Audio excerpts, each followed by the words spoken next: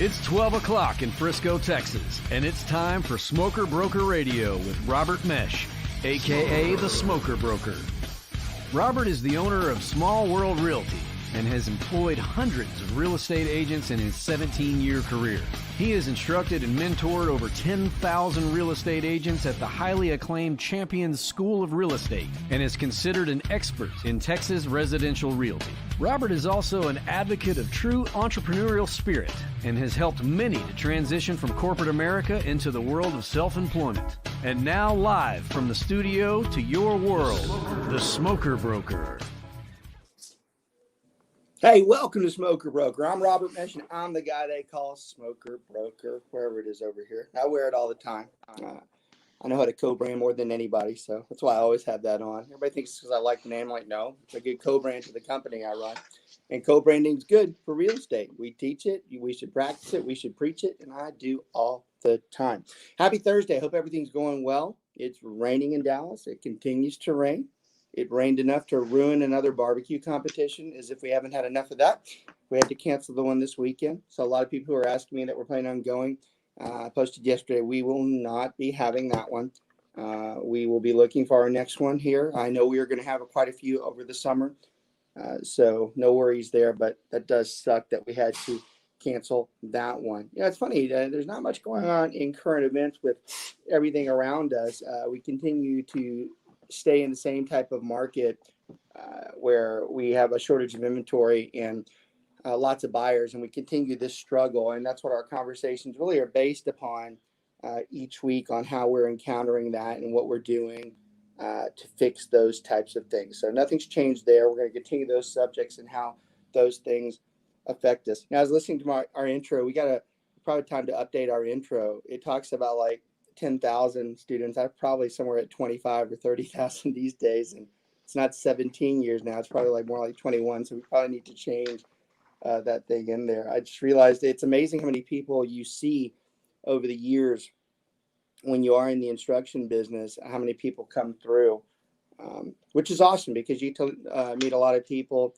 and you get a different perspective on what real estate is. You know, honestly, I always tell everybody the instruction part of real estate is really what helped me to become a better broker. You get to see a lot when you are teaching, and the people that you meet and the things that they bring up and the scenarios that come across. So I love the fact in our intro we talk about all those people I've met at some point or another, because one, it's true, and the numbers are really large with the amount of people that go through us.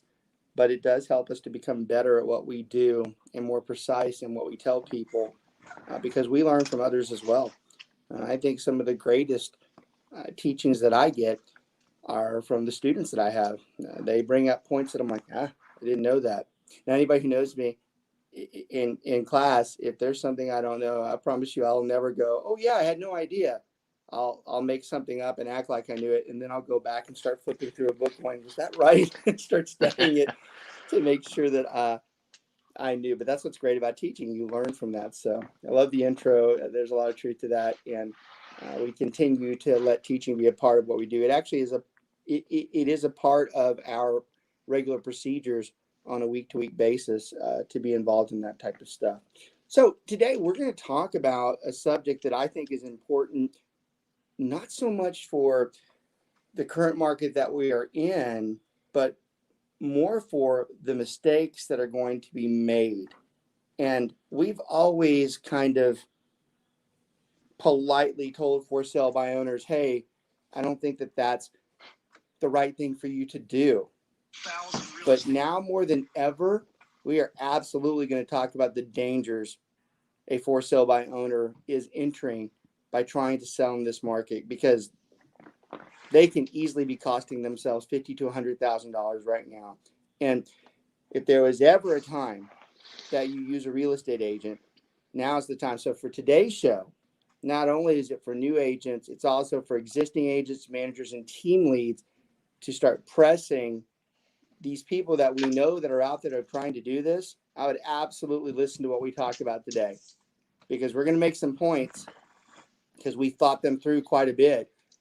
And we're going to make some points out there that really should help you when you're dealing with a for sale by owner in such a way that we should be able to encourage them that that is not the right thing to do. In fact, I think if you do it right, this might be the first time in the history of real estate that you can convince a for sale by owner that they absolutely should want to pay us, because the amount of money that they pay us is nothing to the amount of money they're going to lose with today's market if they don't know what they're doing.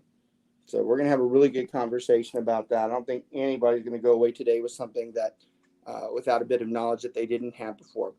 As always, I have my buddy over there, Brent, a super smart guy. That's why he's on the show.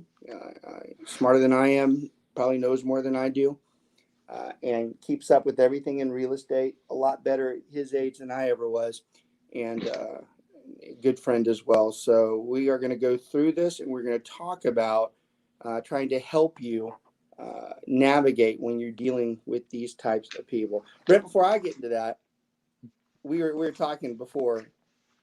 Is there something that I'm missing that's out there that it's big on the horizon? I don't think there is. It was really a slow media week as far as real estate goes. I didn't see anything that was affecting. Yeah, I guess we could talk about Dogecoin or whatever, Dogecoin, whatever the hell it's Dogecoin. called. I think we're also more worried about what's going to happen with inflation that we're seeing and what rates are going to do in the future, because that is a pressing thing. You can go buy like a jar of nuts at the store and it's the same price it always was, but if you look at the underside, it's indented up there and you get a lot less product. So inflation is rampant, and I think the only way that the government will combat it is to raise interest rates. Yeah, it's a common sense factor in basic economics that if you print more money, you have to raise it. The money has to become more expensive to get. You can't just keep printing. If that was money, we would never have anybody would live.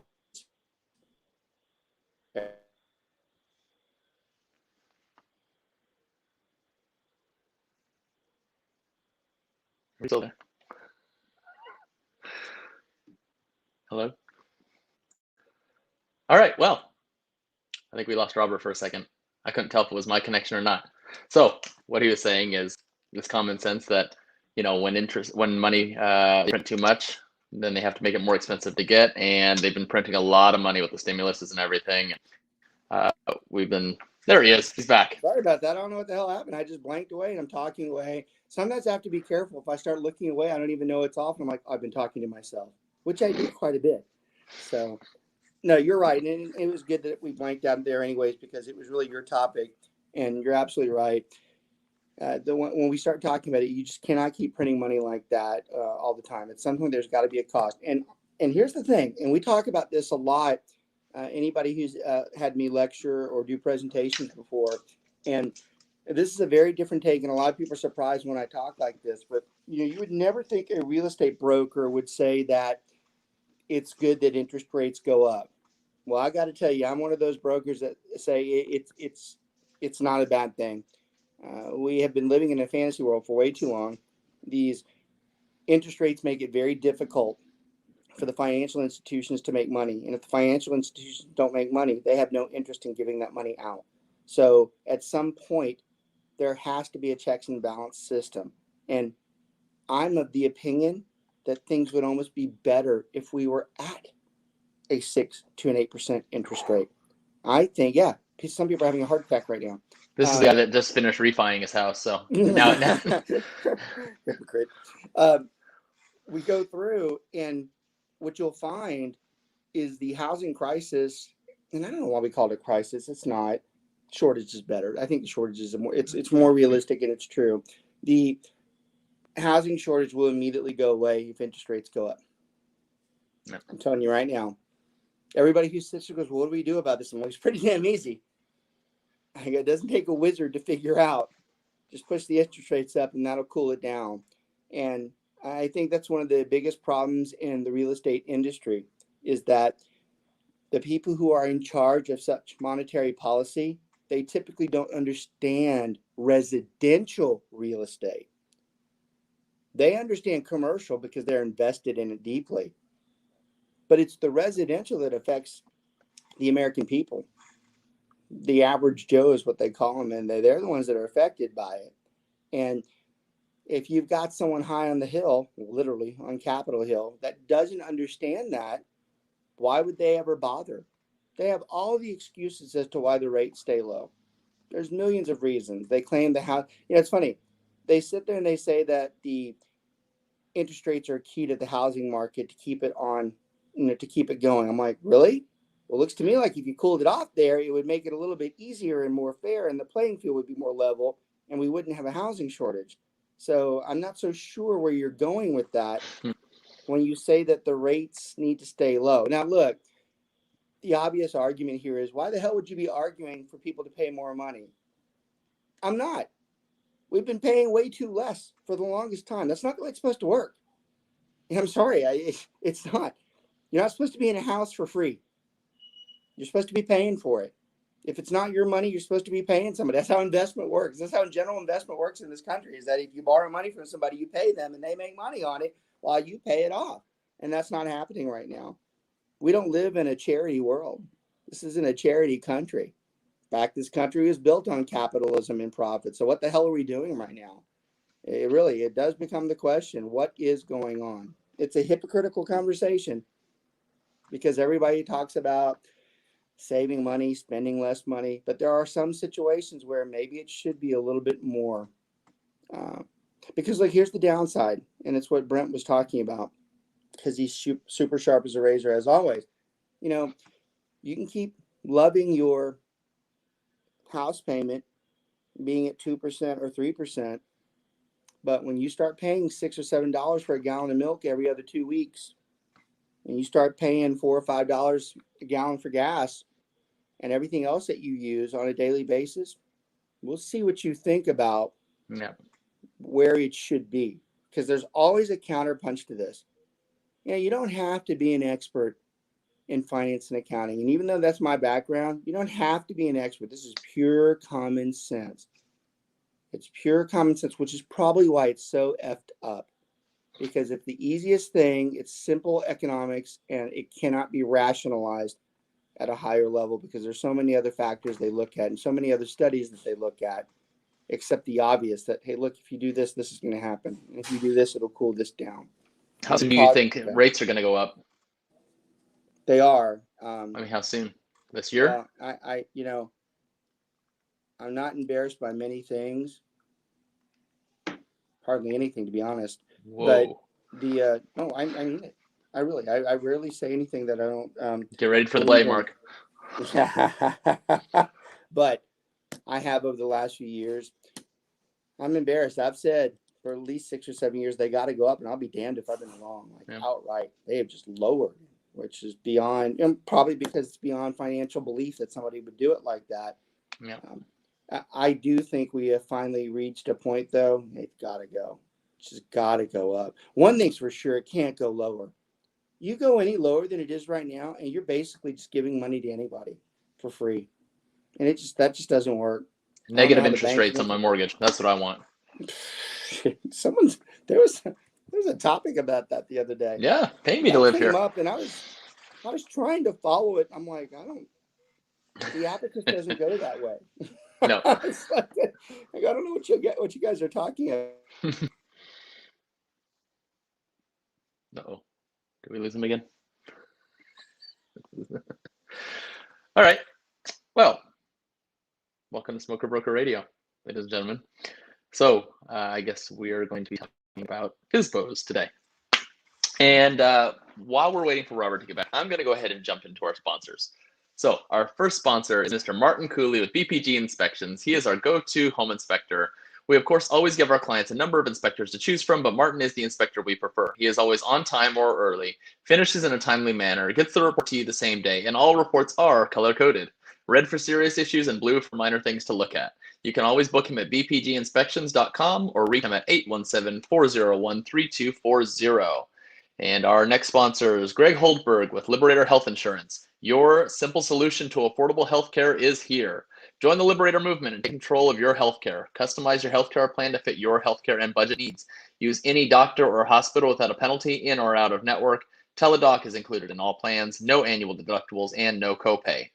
As an independent agency, Liberator is committed to transforming healthcare in Texas through innovative healthcare benefits that are affordable and rich in benefits. For more information and to get a quick quote, call or text Greg Holdberg, independent health insurance broker, at 214-886-4688 or visit them at liberatorhealthinsurance.com. So, while we're probably waiting for Robert to restart his computer, I think it's very common today for people to think, okay, the market's crazy hot. It's super easy to sell my house. I might as well just sell it myself and save that commission because it's going to sell. So why would I bother paying a real estate agent? And I think at face value, that kind of makes sense because you're just seeing that the inventory is low. People are, as long as you have a front door, people will just buy your house. There's no standards as far as why, people aren't being very picky when it comes to buying a home. So, maybe you should just do it yourself. But there are a lot of things that could be missing. It could be, and we'll get into it throughout the course of the show, but we could be getting into legal issues, leaving money on the table, logistics, and just a lot of stuff ending up in lawsuits. So the knee-jerk reaction of saying, well, you just want me to list your house with a realtor, so you just want to make commission. Well, yeah, we would like to get paid, but there's a reason that we exist because it's like having an attorney, even though we're not. You wouldn't complain to them about how much money they cost to get through. And I think for what we do, it's worth every penny because we're going to guide you through these issues. Welcome back, Robert. Yeah, I apologize. It's weird. I come to the office for the first time. I have worse internet here than I do at home. I need to stay at home and do the show. My God. We already did the sponsors, so we're good. Oh, great. Awesome. Perfect timing for that. Yeah, Yeah. I went ahead and switched to the phone. I don't know what the hell the problem with the internet is here, but I went ahead and switched it. So funny though, being at the office, you would think I'd have better internet process in there, but thanks for doing the sponsors in there. That was a good time. Okay. Yep. So great conversation about inflation and what's going on. Very valid. I love that. That was great. I wish I had thought about that earlier. I would have been more prepared for that. I like that conversation though. So let's talk about what we want the show to be about today, and it's for sale by owner. So one of the more fun conversations that we have. There are so many people out there that believe that they can sell their home. We all know someone. We all know someone who says that they can sell their home. They don't need a real estate agent. The rub is that most real estate agents don't know what they're doing. They're idiots. They just want commissions and money. And, sadly, True. That is a perception that a lot of people think of real estate agents. And it can be terribly insulting for those of us that know what it is that we're doing. And to the general public, at least to their credit, a lot of the real estate agents are not very good. This is an industry that we do say that 10% of the people do 90% of the work. So there is some truth to that. But for those of us that do know what we're doing, it's very difficult to accept, especially when we go into topics like this, because this is where we will argue until the end of time that you are not right if you think that you can sell that house the way you need to sell it. Make no mistake, we agree you can sell it on your own. But whether you think that that's going to be the right way to do it, or that's the best way to do it, is a far different conversation. Brent, why? Or should? Yeah. What is the number one reason somebody wants to sell their house by themselves? Because they want to save on commission. Mm-hmm. I mean, they don't want to pay some agent 3% of the value of their house, or they want to save that 3% for themselves, which makes sense. Yeah, right. We were just talking about financial sense and common sense, and if you look at the bare bones and you look how much a realtor costs, you're like, why would I do that if I can sell it on my own? So in its basic concept, they're right. Mm-hmm. Financially, it's better to sell their house. But that's the easy way to look at it. And it is the way too simplistic way to look at it. Because we know that this is a far more difficult conversation. We know that there are way too many factors that affect the sale of that home. Now, I'm talking about in normal times. I'm talking about in times where we're not in this type of market, that this can be a problem. Now we're going to put that on steroids and really discuss what's happening with these people. And I will tell you where this topic came from this week, or for today, why it came through this week. There were several conversations about for sale by owners. And as I'm talking to my agents, our agents, as I'm talking to our agents, and I'm reasoning with myself, it hit me too. I'm like, there's a message that we should be sending right now, and we are not doing it. So that's why I got excited about this topic. And I'm going to want our guys to especially watch it, and anybody else out there, because, you know, we have takeaways on this show. We're about to give you some huge takeaways to deal with these type of people, and that might just win you some of these real estate deals. So I want that to be the punchline for the show today. I want to save that. I want to save the best for last, because there's a big reason why we need to do this more than ever right now. And I will give you a hint. It is going to be because of the volatility of the market and how high or low a house can go, that you literally could lose 10 to hundreds of thousands of dollars if you don't know what you're doing. Okay. And the punchline there is going to be, if you're screwing around worrying about paying a 4 or 5 or 6% commission versus losing 50 to 100,000, then we need to reassess what basic math is. Okay, so we're going to talk about that. All right. In general, when it comes to dealing with the for sale by owner, one of the first things they'll say is, you guys don't do anything. Now, we can talk for hours about what it is that we do. We don't even need to do that to prove the point on this one. I'm just going to throw out a few factors in there that I already know are absolutely something that they don't know, but they haven't done it yet, so they're not going to know about it. So when you're dealing with a for sale by owner, one of the first objections when they say, what is it that you do? The immediate question is, first takeaway of the show. Then first thing you immediately say is, hey, how many calls, texts, and emails would you say we get on the average deal? So you're going to ask the owner that, right? Now, I can promise you, they will not be within 90% close to what the correct answer is. Most owners would answer that question under 30. Okay? With all of those, by the way, text, emails, and calls. Truth is, the average is 275 to 350 types of confirmed messages we do on a normal deal. A smooth one. If it's a bad one that has hiccups, we easily approach 1,000 pieces of communication. Now, when you're talking to an owner, especially one that has a career, which this is the huge hypocrisy of this, because that's why we have the career, because our career is supposed to be centered around doing that. If you have another career, I'd love to know what your supervisor says about you handling 1,000 pieces of communication because you're trying to sell your home. Now, if your first inclination is to go, well, that's not true. I'm like, well, I don't think you're the one in position to say that. I think I'm going to go with the guy that's done it for 20 years. And I think I'm going to go with what he says. But that's the first mistake you make, is that you don't realize how many calls. And by the way, for any seller that we have, this goes for y'all too. Any of our agents right now who are dealing with the seller saying you don't do anything, or, you know, I don't know why I have you. That's because we don't show you all the stuff that it is that we do, because we're shielding you from it. The reason why you have us is so you don't have to deal with that type of shit. And I did say shit. I normally try to stay cool on the radio with that, but it's true. It is shit. Most of it's horrible. And you're paying us so you don't have to deal with it. Well, I mean, do a lot of people ask to represent themselves in court? Like, yeah.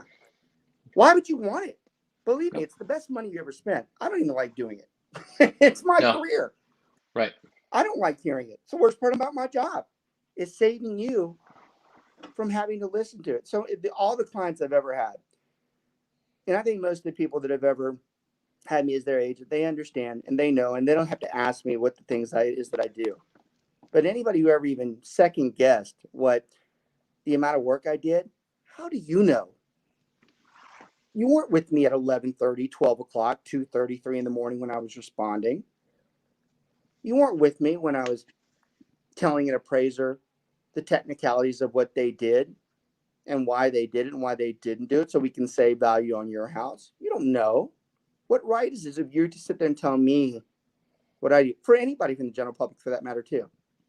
Where would you think that you have enough ground to tell us that we're not doing anything? Unless you're in our shoes and you're responding to all that stuff that we just talked about, you don't know. So here you are wanting to do a for sale by owner. That's a big mistake in itself. Just flat out saying, yeah, I can do this. This isn't a problem. Let's talk about some of the general ones. Just the stupid ones. Taking pictures. And Brent knows this well. Brent has a professional photographer as a wife. And for the most part, Brent's a professional photographer himself. Just I by outsource watching that. her. Just by watching her. There are terrible mistakes that can be made in the photography of a home. You know, the first one that I love by for sale by owners, they take it with their iPhone. It's not a good idea. There are a lot of people whose first impression of your house is what they see on the internet. And if you take a picture of your house that's like scaled small or it's fuzzy, it gives them a very bad first impression. All right. It might sound stupid. You're already costing yourself money. There are several people who could have followed through whatever site that you put it on, which, by the way, that's the next one coming. You're not going to be on all the sites that you need to. Nope, they'll put it on And there Zillow you themselves. are taking pictures. Yeah. And Brent, what's some other things wrong of the million things when it comes to pictures? What's some other things that they do wrong? In regards to pictures, I mean, they're in the picture. That's a You good see one. them in the mirror. Who else is in the picture a lot of times? I mean, kids are in there. Kids, Dogs. pets. There you go. Right. Yep. You know, I mean, cars in the driveway, just horrible things. I've seen them to where they Photoshop the colors to make them different, which you can't do.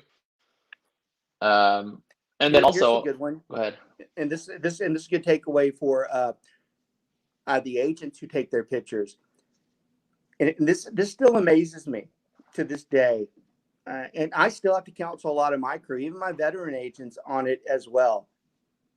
If you back up to a street or you back up to power lines, it's probably not a good idea to have the power lines in the pictures because some people don't like power lines.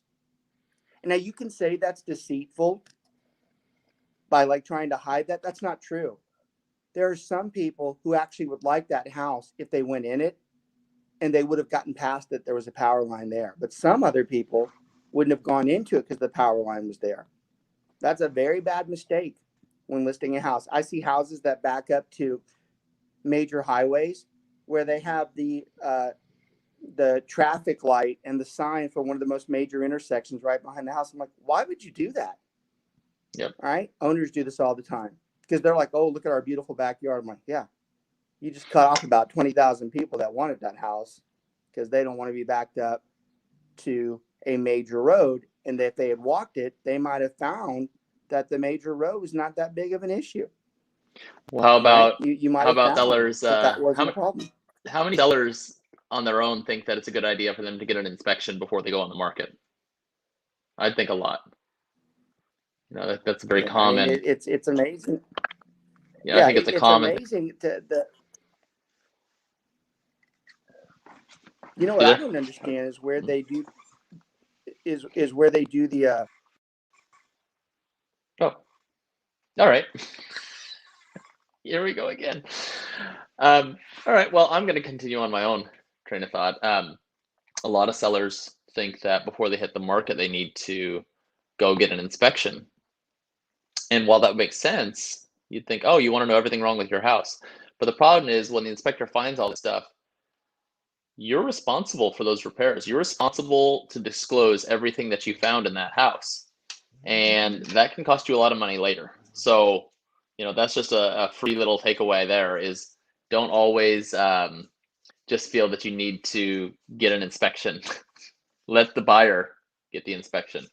if we want to continue on pictures, I mean, we just talk about like people will change the colors of the room, people will cut out parts of the room. It's just you can take a beautiful house and make it look horrible with really bad pictures.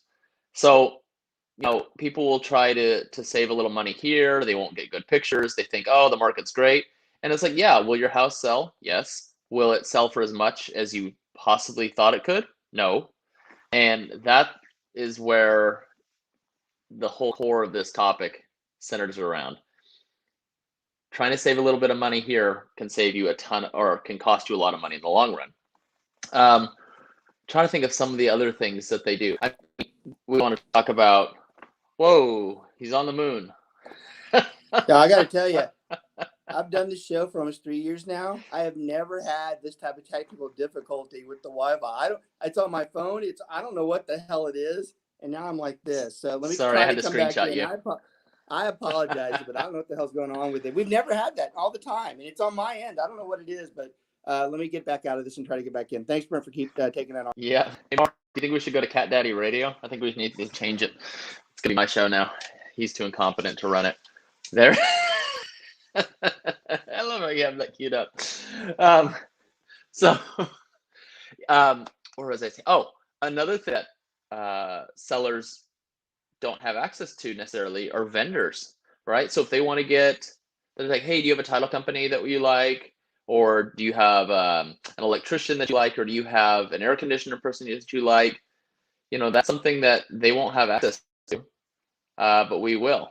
We have that. We also, when we do the listing presentation, we walk through the house and we really look through with a discerning eye on what things that need to get fixed before they hit the market. What is going to be unappealing for a buyer to look at, right? Like, oh, maybe, this crack you need to patch up. Maybe you need to fix this. We can point that out. But other things that sellers think are a big deal that they need to spend a ton of money on, we can actually guide them and say, that's not that big of a deal. Just leave it. You're not going to get that money back. So just don't worry about it. There are so many things on a listing or when you do a listing presentation that they don't even think. What about, how are they going to get the documents, right? How are they going to get the, how are they going to write the contract, which I'm sure is going to be a huge part of this conversation if Robert comes back in. How are they going to write the contract correctly? And that's going to be the biggest thing that we probably get to in this, is how the seller and the buyer write the contract correctly. I apologize. I've really, like I said, 3 years. I've never had that type of issue. I'm about to throw this through the window. But awesome. I'm glad I'm going to see you later. People on the show.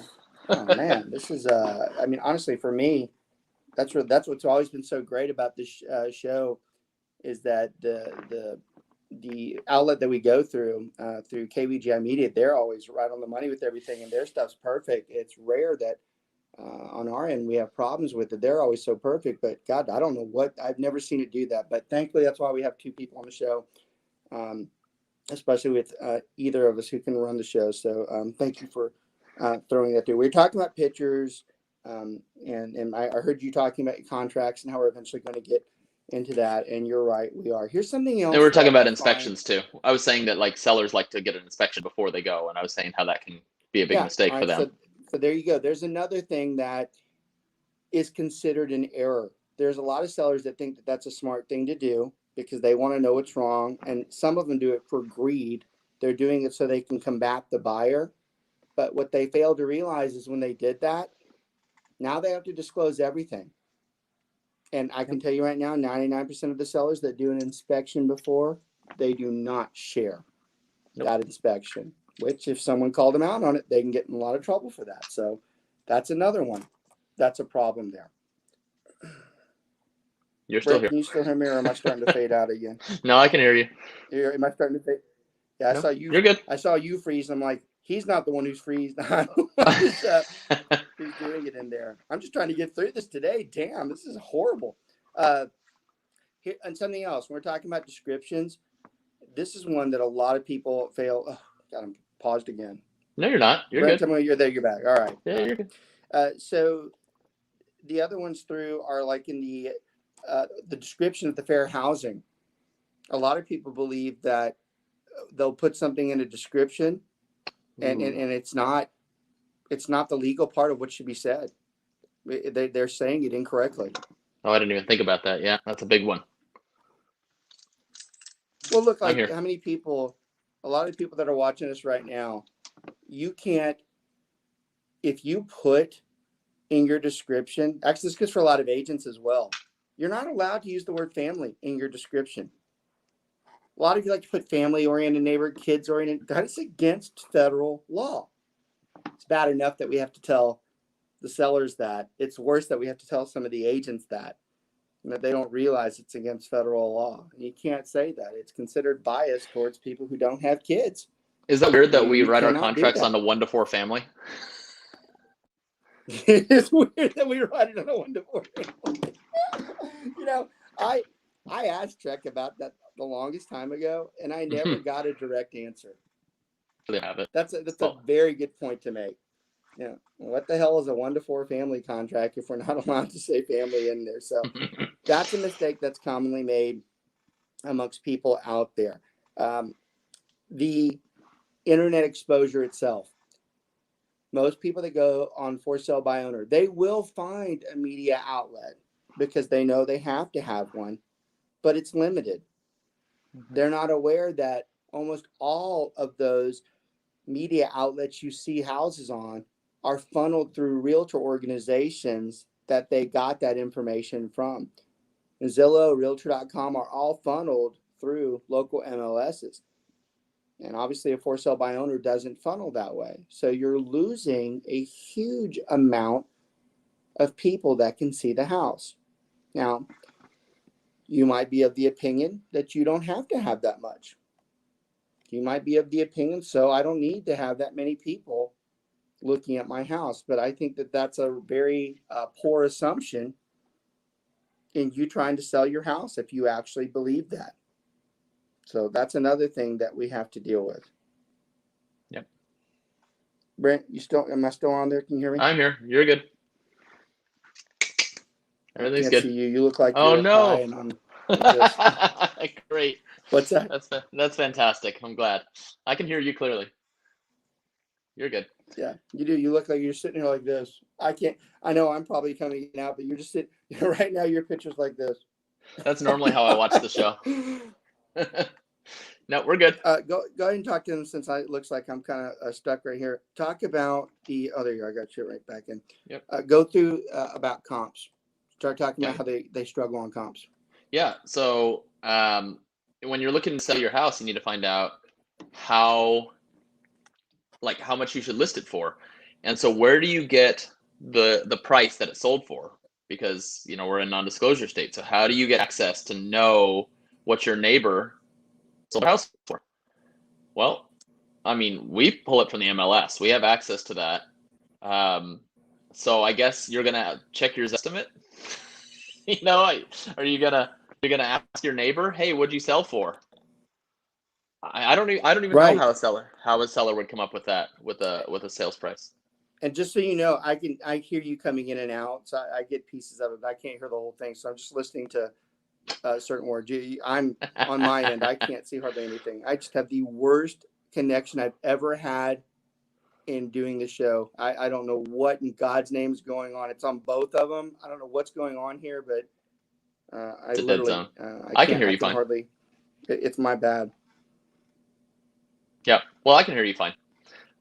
So yeah, I mean, I don't know how a seller would even come up with any comps to figure out where to list their house. I guess they would just look at what the people are listing for, what's active at, and then take a guess, And the problem is they're all hearing that the market's going through the roof.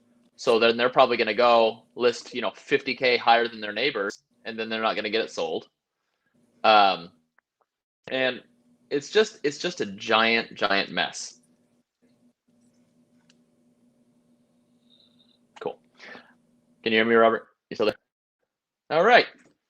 Back to Cat Daddy Radio. I love you, Mark. So, I mean, there are dozens and dozens of things that can go wrong with listing your house. Let's talk about, so he mentioned a little bit about fair housing violations. I mean, people say stupid things. They just do. And when they go to list, they put in the listing description, they put in something just idiotic.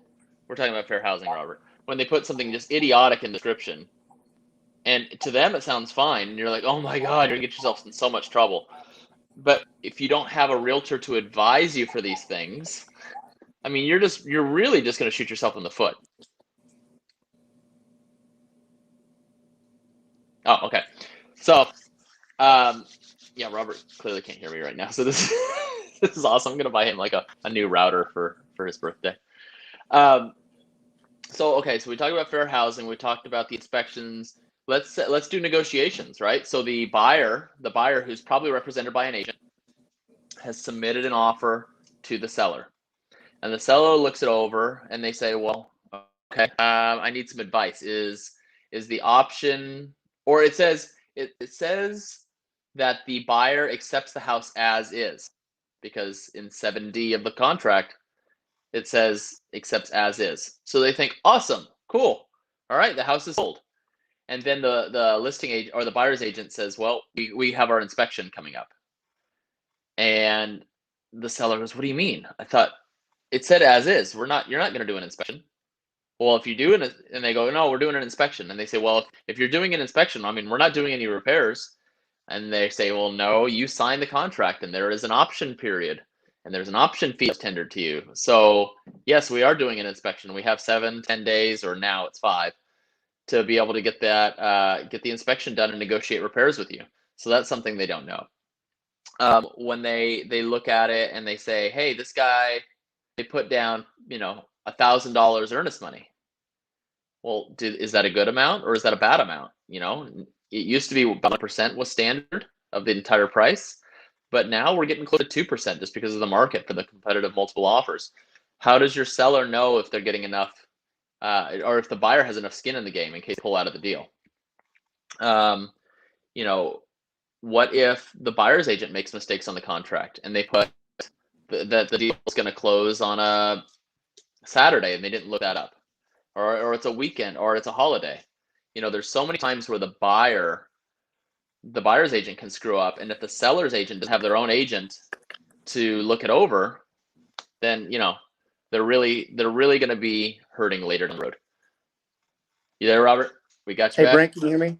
Yes, I can.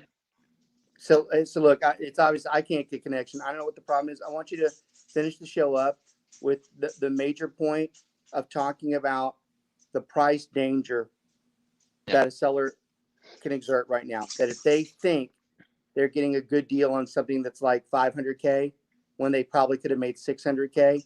Yeah. Talk about how far off they can be and compare it to paying a real estate agent $12,000 to $15,000 when they're losing $100,000. That is a valid point that's happening today.